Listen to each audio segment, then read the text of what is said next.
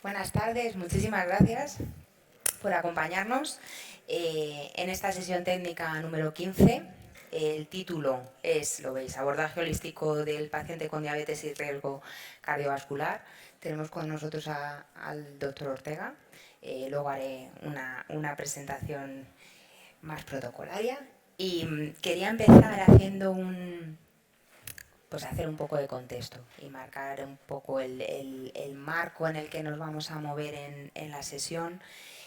Todos sabéis que la diabetes mellitus es una alteración del metabolismo de los hidratos de carbono, pero va más allá.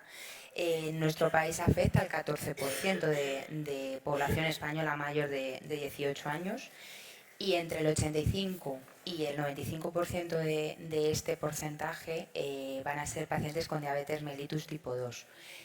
Según cifras de la Federación Española de Diabetes, tenemos 6 millones de personas en nuestro país diabéticas, pero sí que esto es una estimación en la que por cada paciente diabético diagnosticado se piensa que hay uno que no lo está todavía, con todo lo que esto conlleva. Al final, el objetivo primordial que tenemos para tratar la diabetes va a ser controlar la glucemia. Pero además de controlar la glucemia, tenemos que controlar el resto de factores de riesgo. ¿Y que tenemos que evitar? Tenemos que evitar pues, todo lo que es la sintomatología aguda, y lo que tenemos es que evitar, frenar o impedir por completo el desarrollo de complicaciones. El tratamiento de la diabetes va más allá de lo que es el tratamiento farmacológico. Y de ahí pues un poco el core de esta sesión. Necesitamos hacer un abordaje holístico del paciente.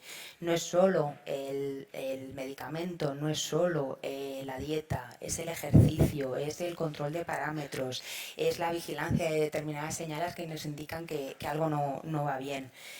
¿Y qué necesitamos también? Tenemos que estar en coordinación, médicos, farmacéuticos, enfermeros. Necesitamos también contar con el paciente. Un paciente diabético empoderado es un paciente que resulta clave, que resulta fundamental.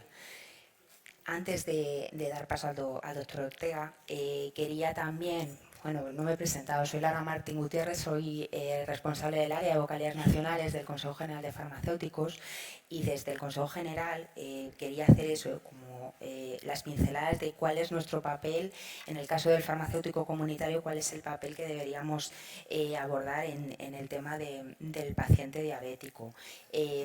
Como todos sabéis, el farmacéutico, fundamentalmente el comunitario, nuestro papel no es solo la dispensación de medicamentos antidiabéticos o la dispensación de insulinas, va mucho más allá. Dispensamos, pero proporcionamos información personalizada además, para que ese paciente le llegue realmente lo que él necesita. Además de eso, proporcionamos consejo, hacemos actividades de educación sanitaria, proporcionamos información sobre medidas higiénico-dietéticas, sobre dieta, sobre ejercicio, informamos sobre la importancia que tiene realizarse controles periódicos para el mantenimiento de los valores de la glucemia. Hacemos recordatorios de cuándo tienen que vacunarse y por qué es importante que mantengan un calendario vacunal actualizado. Animamos a que dejen de fumar si son fumadores, etcétera, etcétera. ¿Vale? Además, el farmacéutico, dentro de esta esfera de hábitos y también de medicación, tenemos un papel importantísimo en el fomento de la adherencia farmacoterapéutica a medicamentos y hábitos de vida, y a estas recomendaciones que os estaba comentando anteriormente. Y además, la capilaridad de la red de farmacias permite que el farmacéutico se encuentre en una posición privilegiada, el farmacéutico comunitario, para identificar sospechas que requieran de derivación al profesional médico. Y todo esto lo podemos hacer desde el paciente diabético, tanto desde ese paciente que aún no está diagnosticado, pero que acude a la farmacia y comenta pues que ha aumentado, tiene mucha sed, que ha aumentado la frecuencia urinaria, que tiene mucho hambre, que está cansado, que pues mira, tiene heridas que tardan en cicatrizar, por ejemplo, que nos dice también que tiene unos niveles de glucemia que los tiene disparados, que no los tiene controlados, que siente hormigueo en manos, en pies. Pues todo esto son señales de alerta que nos tiene que hacer que se nos ilumine la bombilla y pensar en derivar al médico. Pero también en pacientes que estén diagnosticados, sobre todo para evitar que se esté produciendo, que se esté derivando y haya una complicación. ¿vale? Entonces aquí si cualquier paciente viniera y nos dijera pues, que tiene eso, a pesar de estar en tratamiento, unas glucemias muy elevadas o una hemoglobina glicosilada que también se mantiene elevada a pesar de este tratamiento, nos refieren que tienen episodios hipoglucémicos, todo esto nos tiene que hacer pensar en que es necesario derivar al médico porque algo está pasando. Vale, también pues si nos indicasen que hay pérdida de sensibilidad en los pies, si hay aumento de la presión arterial o si vemos que ese paciente diabético que no tenía otro tipo de comorbilidad, pues nos refiere que empieza a aumentar la tensión arterial o empieza a aumentar de peso, por ejemplo. Todo esto nos tiene que invitar a pensar en derivación para hacer pues eso, el abordaje holístico y tener un abordaje integral del paciente. Sin más, que ya me quedo sin tiempo, doy paso al doctor Ortega. ¿Vale? Así que muchísimas gracias por estar aquí. Emilio Ortega es endocrino en el Hospital Clínic de Barcelona y además pues es director de un grupo de investigación en el Centro de Investigación Biomédica en Red para la obesidad y la nutrición. Muchísimas gracias. Gracias, Laura, por la introducción. Qué importante, ¿no? Que especialmente en un sistema público de salud estemos integrados y bien coordinados, ¿no? Para mí es un placer estar aquí y compartir con distintos profesionales de la sanidad ideas y conceptos y hoy mi papel, más que hablar de fármacos, que siempre sale alguna cosa, pues es poder actualizaros en una serie de ideas o conceptos importantes alrededor de la diabetes, sobre todo de la diabetes tipo 2, que en algunas ocasiones se ha dicho que es igual que un paciente que ha tenido ya un evento cardiovascular, pues actualizaros y que cuando entren en vuestros lugares de trabajo personas que tengan diabetes, quizá asociéis alguno de los conceptos actuales con los que trabajamos los clínicos, ¿no?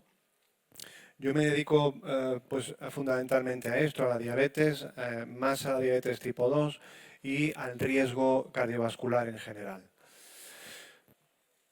Y quiero empezar por agradeceros a vosotros primero por hacer la digestión aquí y por hacer que el café funcione. A Laura como institución por la invitación y también a las personas que nos permiten reunirnos hoy o a las instituciones. Esto es un poco lo que intentaré seguir. Posiblemente el primer punto, pues quizá lo conozcáis mejor. El segundo, algunos hechos que han cambiado mucho y muy rápido, y rápido para nosotros es 10, 15 años, la forma en la que estamos viendo la diabetes y por lo tanto cómo vamos a redefinir la diabetes y cómo abordamos el riesgo en unas pinceladas después de haber incorporado estos conceptos. Y luego podemos hablar y podemos abrir a debate de cómo incorporar estos aspectos en vuestro día a día. Y vamos a empezar por una historia de amor o de desamor. No sé si habéis visto esta película, pero cuando hablamos de diabetes y de glicemia, pues un par de conceptos. ¿Cómo se mantiene la glicemia? ¿Por qué la mayoría de personas que hay aquí no tienen la glicemia elevada? Pues es una cuestión de equilibrio entre dos fuerzas que son la secreción de insulina y la sensibilidad o su opuesto. Siempre trabajamos, quien tiene más sensibilidad tiene más sensibilidad, tiene menor resistencia y viceversa, ¿no? La glicemia se mantiene dentro de rangos muy estrechos porque hay un equilibrio y ese equilibrio es muy dinámico, de tal manera... Uy, perdón, he aumentado ahora. Ese equilibrio de tal manera que cuando hay mucha resistencia a la insulina, la persona que no va a desarrollar diabetes lo único que hace es secretar más insulina y compensa manteniendo la glicemia.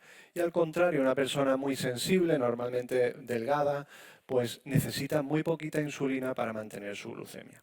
Esto es en situación normal, pero ¿qué ocurre si envejecemos, si ganamos peso o si tenemos un estilo de vida muy sedentario?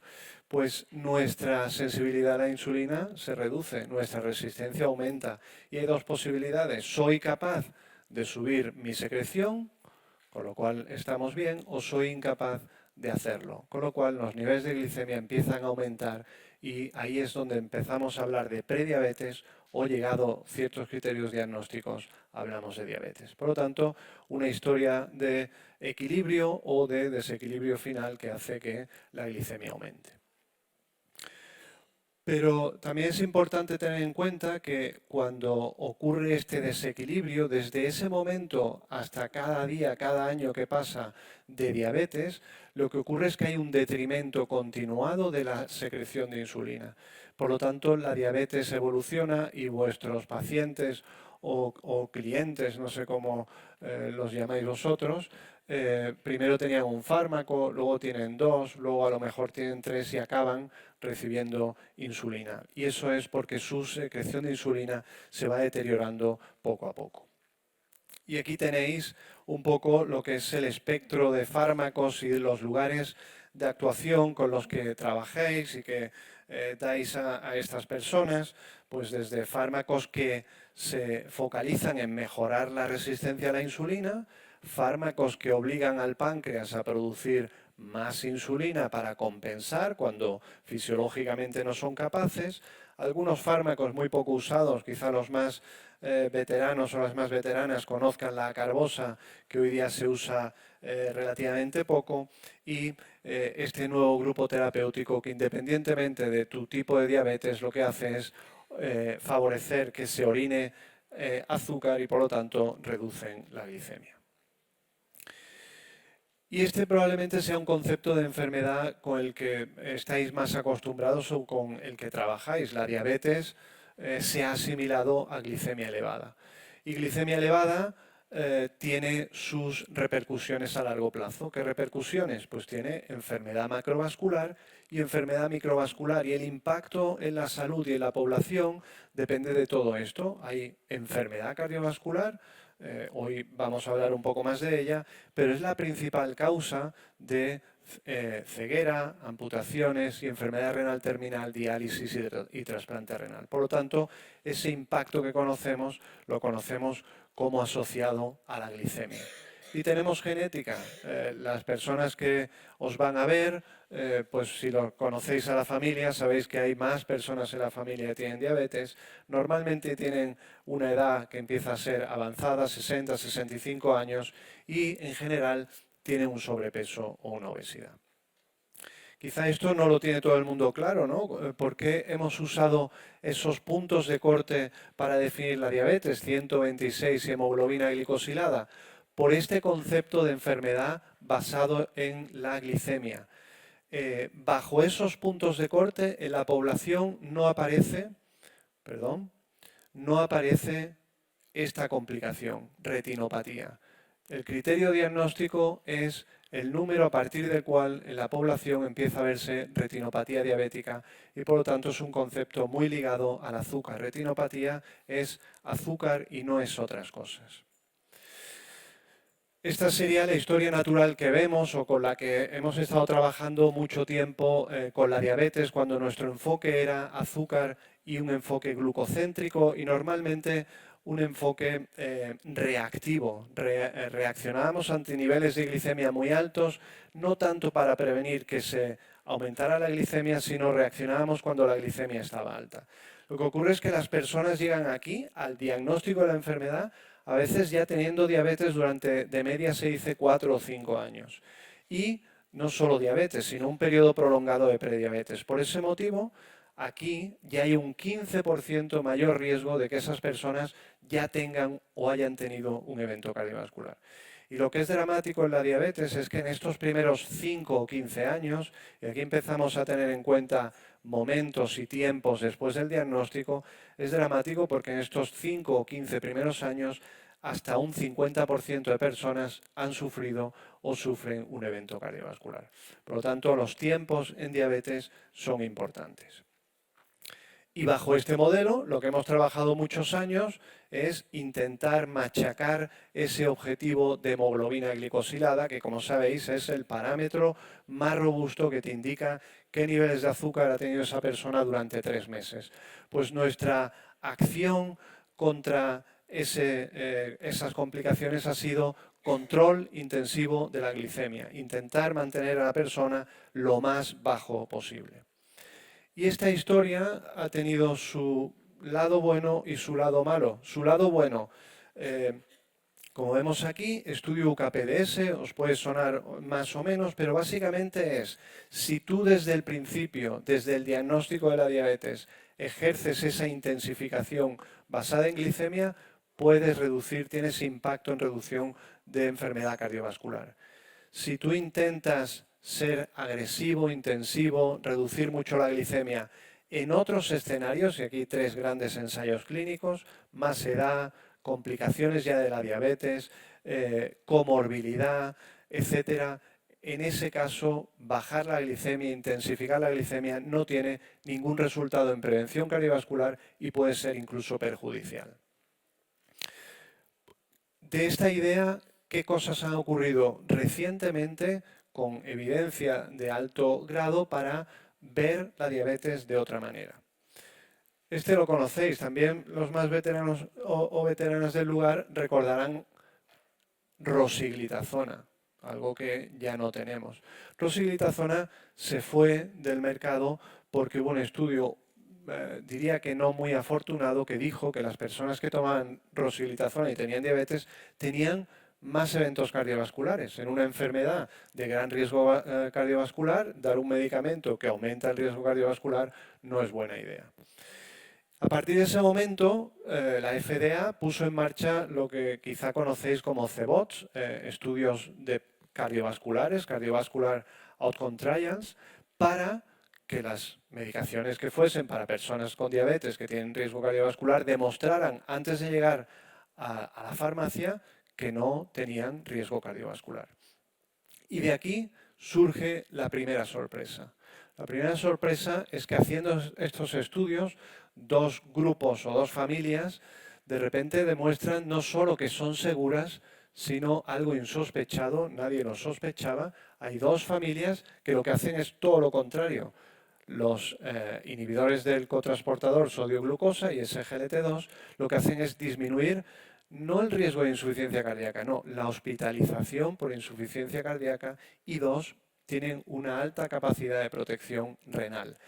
Y el grupo basado en GLP-1, agonistas únicos o duales, lo que demuestra o lo que está demostrando es que reducen eventos ateroscleróticos y al mismo tiempo protegen también el riñón. Por lo tanto, esto es un acontecimiento no previsto, pero que nos permite, independientemente de lo que hagan sobre la glicemia, independientemente que bajen más o menos, lo que aportan es un efecto de clase, de protección y de cambiar la historia natural de esa persona. Por lo tanto, un acontecimiento muy importante. El otro lo vemos cada día y es que esta epidemia, si la queremos llamar, para no agotar la palabra, la podemos llamar de otra manera, pero el aumento o nuestro estilo de vida está generando sobrepeso, obesidad y aumentando las enfermedades crónicas de una manera imparable. En este sentido, tenemos que decir que el abordaje que tenemos para la pérdida de peso es malo.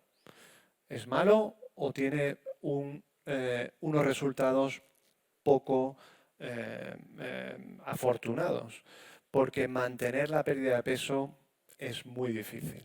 Y la historia del tratamiento de la obesidad es una historia de gran porcentaje de fracaso. Por eso, esta tendencia está en otra silla, no está ni en la vuestra probablemente, ni en la nuestra, está en políticas sanitarias que se ejerzan no para una persona, sino para la sociedad. Y nosotros entramos en una parte de esta epidemia, entramos en una parte de identificar, diagnosticar y probablemente dirigirnos a los pocos que podemos, pero que pueden tener más riesgo. En esta historia del peso hay también un par de acontecimientos muy importantes de cara a la diabetes que hablamos hoy. Es que la cirugía bariátrica sí que demuestra un éxito muy importante a largo plazo, en el mantenimiento a largo plazo del peso.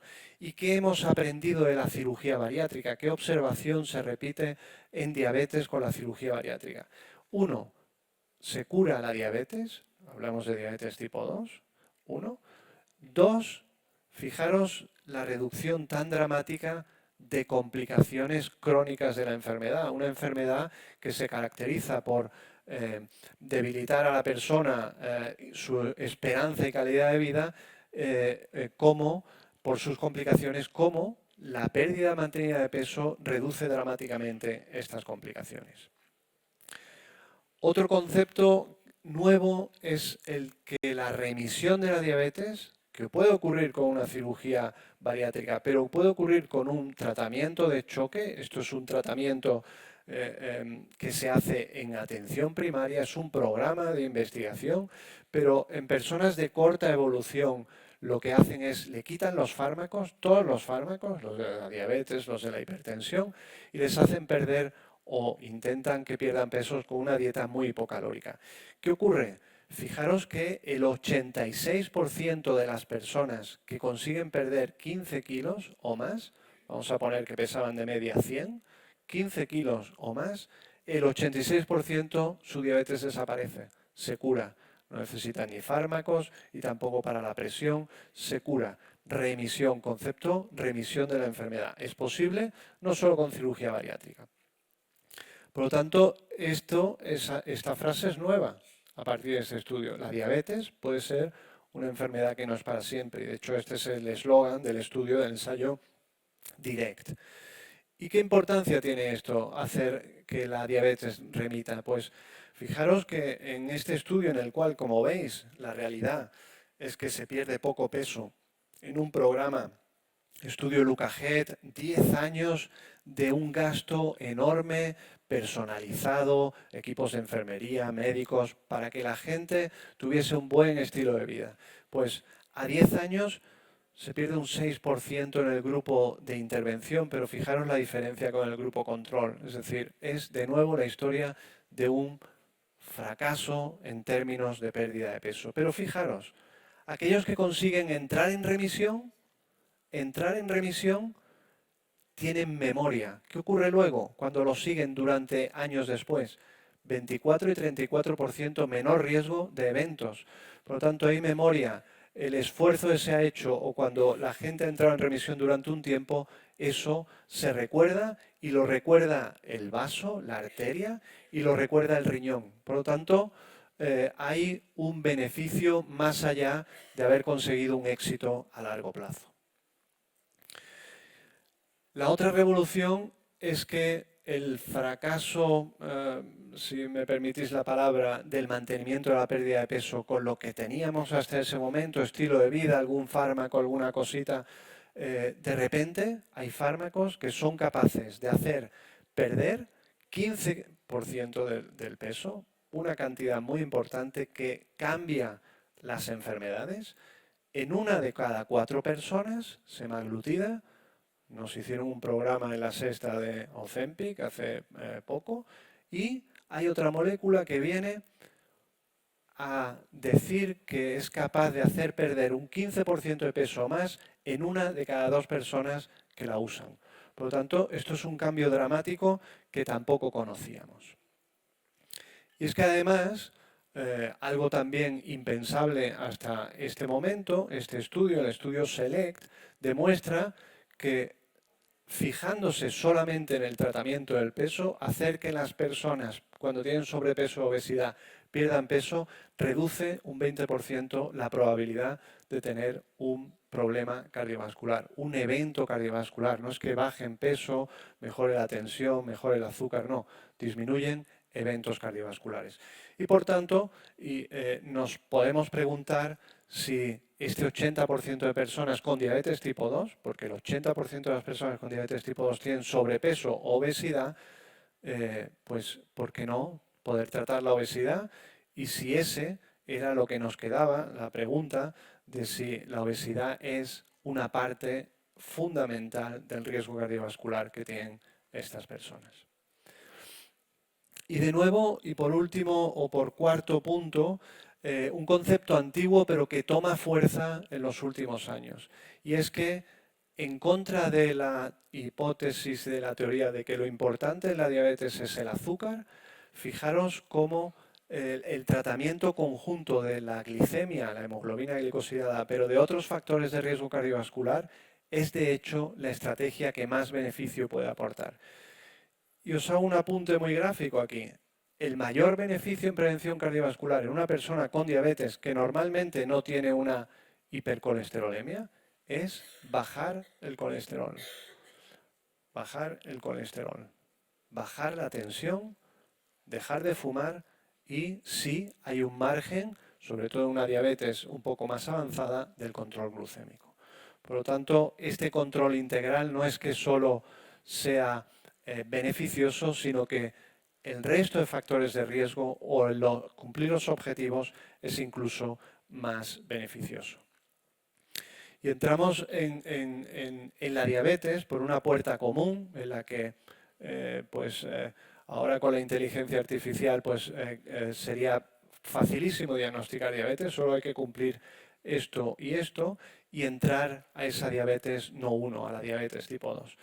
Pero ese mundo homogéneo, como puede ser este bosque, no es la realidad. La realidad de la diabetes tipo 2 es otra bien diferente. Y vosotros veréis que tenéis pacientes que tienen diabetes y que son muy diferentes. No tienen diabetes tipo 1, hablamos de diabetes tipo 2 y son muy diferentes. Unos son pues porque son mayores, otros porque tienen mucho peso, otros porque hay muchas personas en la familia. Es decir, es una enfermedad muy heterogénea. Y aquí entramos en algo que es nuevo y que es transversal a muchas enfermedades y es el concepto de medicina de precisión. Creíamos arriba que el 90% o más de las personas que no tienen diabetes tipo 1 tienen diabetes tipo 2 y esto no es así. Tienen distintas enfermedades dentro de esa diabetes tipo 2 que además lo más importante es que si tú los identificas bien van a tener una evolución diferente, unas complicaciones diferentes y, ojo, van a responder diferente al medicamento que les des. Por lo tanto, eso es medicina de precisión. Aquí tenemos un ejemplo en qué se parece este paciente con diabetes, que es el que se complica del hígado, del riñón, del corazón, con este paciente que lo que tiene es edad y la diabetes es otra manifestación de la edad. No se parecen en nada, no podemos tratarlos igual, no podemos elegir los fármacos con una guía igual. Y fijaros, la edad es la medicina de precisión más práctica en la diabetes tipo 2. Si alguien tiene una diabetes tipo 2 antes de los 50 años, hacerlo cliente VIP. Ese es vuestro paciente, vuestro cliente, en el cual también podéis ayudarle más, porque fijaros que tienen entre 2 y 7 veces más riesgo de enfermedad cardiovascular, no de enfermedad, de mortalidad cardiovascular, que una persona de su edad que no tiene diabetes. Y esto es especialmente cierto en las mujeres con diabetes, con lo cual, más importante aún. Se estima que hay una pérdida, fijaros, hombre y mujer, de hasta 16 años de esperanza de vida cuando tu diabetes empieza a los 30 años, algo menos a los 40, algo menos a los 50. Esperanza de vida. Por lo tanto, redefinamos diabetes, tenemos el concepto clásico, tenemos cosas que están ocurriendo, ¿cómo definimos ahora la diabetes?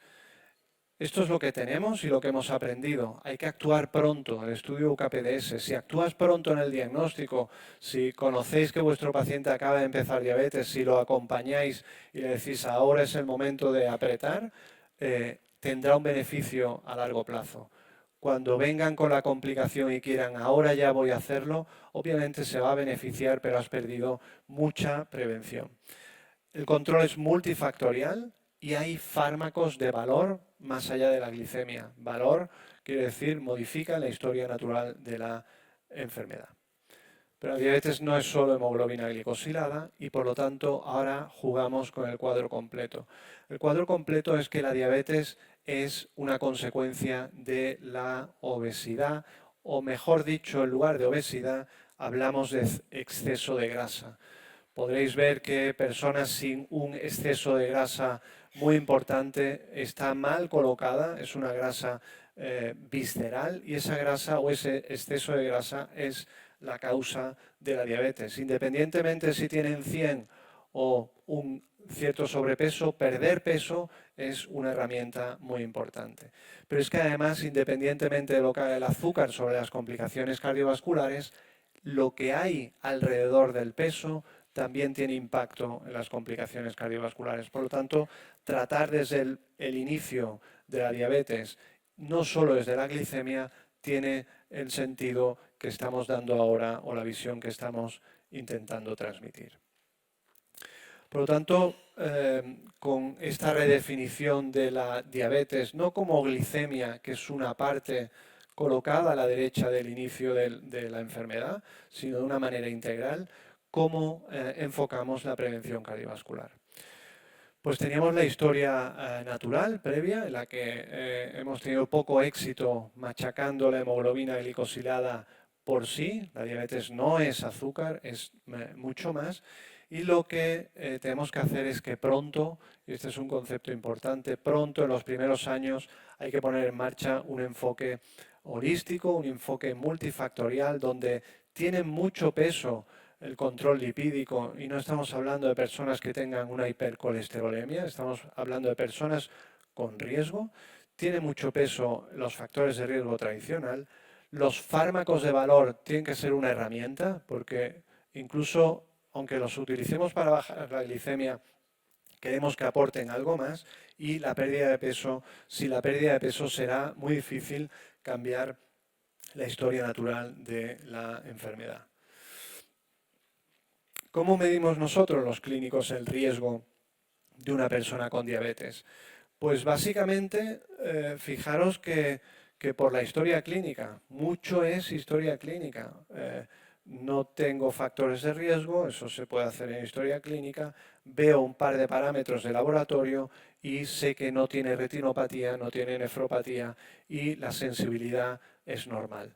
Ese paciente tiene un riesgo bajo moderado. Luego puedo calcular el score, que ahora veremos qué es, que es una escala de riesgo que te pone a los pacientes en colores, verde, rojo o más rojo. Y luego los pacientes de muy alto riesgo, pues no necesitamos tampoco muchas veces escalas. Oye, ¿usted ha tenido algún problema coronario, cerebrovascular o tiene una claudicación? Sí, muy alto riesgo. ¿Tiene enfermedad renal? Esto en un análisis de sangre sencillo o de orina lo identificamos. Y por último, tengo complicaciones ya de la diabetes, ese paciente ya es de muy alto riesgo. Y por último, el score. El score nos marca, o en una ecuación, cómo está el riesgo. El 20%, el 5%, el 10%, ¿qué significa? Probabilidad a 10 años de tener un evento cardiovascular. Los puntos de corte son arbitrarios, pero se estima que poblacionalmente, es una herramienta poblacional, si tú tienes un score de un 20%, significa que todas esas personas tratadas de manera intensiva podemos reducir eventos cardiovasculares. Por lo tanto, esta herramienta nos sirve un poco para medir esfuerzos, incluso para gastar más o menos, o para comunicar al paciente su situación. Y depende del riesgo, pues marcamos objetivos. Objetivos que a veces tienen que ver con el gasto o con el inicio de fármacos, etcétera, ¿no? Pues por ejemplo, en el alto riesgo, fijaros que siempre está el estilo de vida y el tabaco como una norma a conseguir y muy importante. Otra cosa es el éxito que podamos tener. Objetivos de presión arterial, de colesterol LDL y de hemoglobina glicosilada.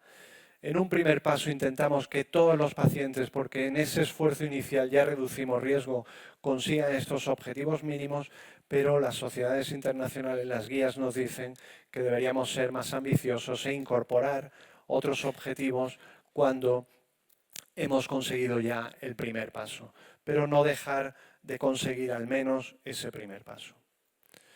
Y uno de los objetivos es el tratamiento de la dislipemia, la reducción del colesterol.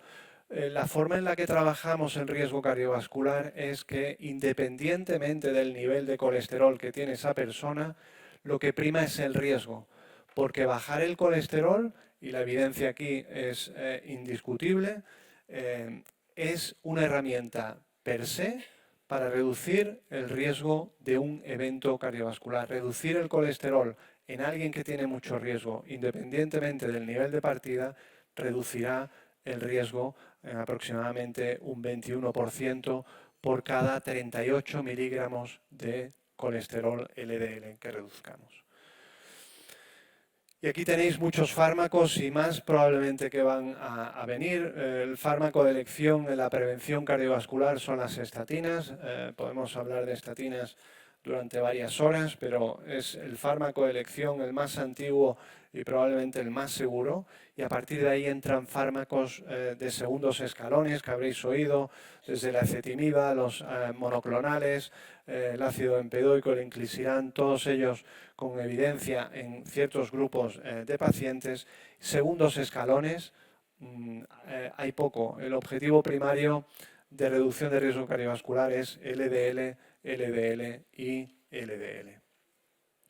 Tenemos algo de los omega 3 que podemos hablar. En el futuro tenemos otras dianas terapéuticas, lipoproteína A, también se puede hablar.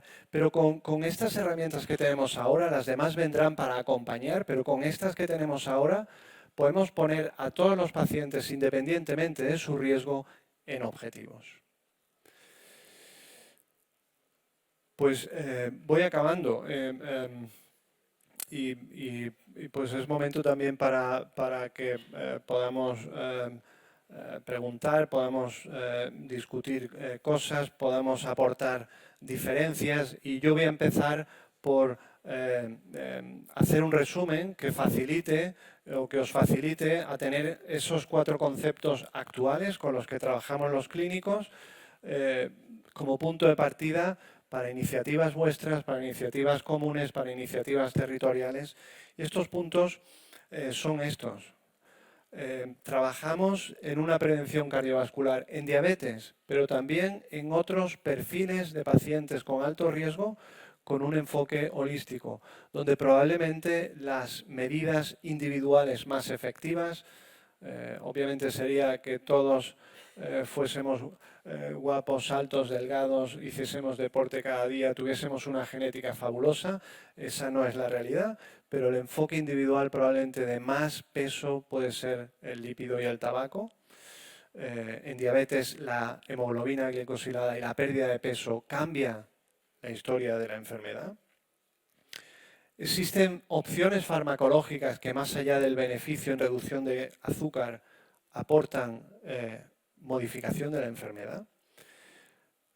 Vamos a ir hablando más cada vez de medicina de precisión, ser capaces de hacer trajes, no a medida cada persona, pero a subgrupos de personas para tratarlos de una manera diferencial. Incluso la genética la vamos a tener pronto para aportar. La edad es medicina de precisión. Y por último, la diabetes, independientemente de que tengas una obesidad extrema o un sobrepeso, debe favorecerse la pérdida de peso. Perder peso cuenta y puede cambiar y poner la enfermedad en remisión y por lo tanto es un aspecto que ahora vamos a tener cada vez más posibilidades de hacer y de hacer mejor y de manera mantenida.